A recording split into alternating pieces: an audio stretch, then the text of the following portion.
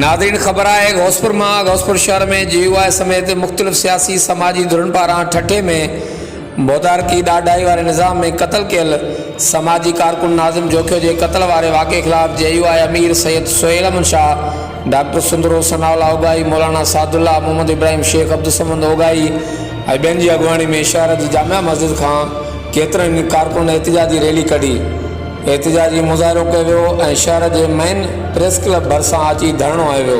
इन मौक़े ते अॻुवान मीडिया सां ॻाल्हाईंदे चयो त सिंध में अरब शाहज़ादनि जी ख़ुशामद में बदमस्त वॾेरे अवैस गोराम जोखियो पारां समाजी कारकुन नाज़िम जोखियो के बेदर्दी से कत्ल करे ज़ुल्म किया है। मुज़ाहिरीन चयो त सिंध हुकूमत पारां आवाम के दबाव बाद खाली बयान जारी किया विया आहिनि।